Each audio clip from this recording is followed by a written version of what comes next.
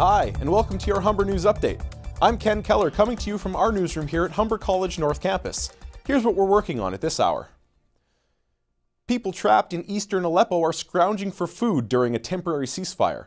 The ceasefire was struck Tuesday, but appears to be short-lived. The deal was negotiated so injured fighters and civilians could evacuate the city and gather resources. But the fighting started again today. According to Turkish officials, the breakdown happened because of demands from Syrian government forces. They were asking for the evacuation of people in opposition-held areas nearby. For the time being, the rebels have pulled back just enough for civilians in the eastern part of the city to access the aid that has been kept from them. The rebels have occupied eastern Aleppo since 2012, but have recently been pushed back into smaller areas by the Syrian forces and Russian-led airstrikes. Russian Foreign Minister Sergei Lavrov says he expects the rebels will stop their resistance in the next 2 to 3 days. After a passionate 12-hour debate, a new decision from City Council may take a toll on Toronto drivers.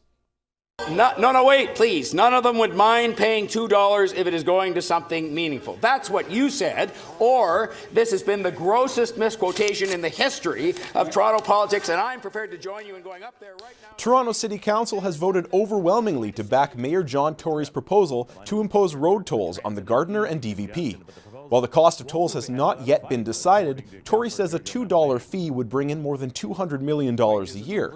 He says the money will pay for infrastructure projects, including his Smart Track plan. Councillor Stephen Holliday urged Tory to pump the brakes on the decision, telling Torontonians to hang on to their wallets because they're about to get robbed. Tory says tolls will both ease congestion and promote use of transit. The proposal now goes to Queen's Park for a final decision. One person is dead and 3 others are unaccounted for after a house fire broke out early this morning in Port Colborne. A mother and her 2 children are believed to still be trapped inside the house, which caught fire around 1:30 this morning. Police say the home suffered such significant structural damage that it isn't safe to enter. An elderly woman was pulled from the blaze, but was pronounced dead at the scene.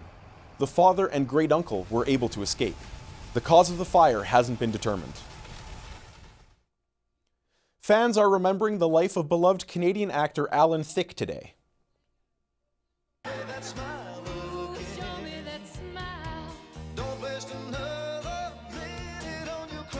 The 69-year-old died of a heart attack last night while he was playing hockey with his youngest son in Burbank, California. He was transported to hospital where he was pronounced dead. Thicke, best known as the dad on the 80s sitcom Growing Pain, was born in Kirkland Lake, Ontario. He leaves behind his wife Tanya and 3 sons, Brennan, Robin, and Carter. In the world of sports, Olympic champion Penny Oleksiak is this year's recipient of the Lou Marsh Award, the youngest recipient ever. The Leafs fall to the Sharks in a shootout, and the Raptors face the Philadelphia 76ers tonight. Turning to weather, it's sunny out with a chance of flurries tonight. It's a high of -4 and a low of -11. We'll have your full weather and sports update at 1:30. But for now, we leave you with this.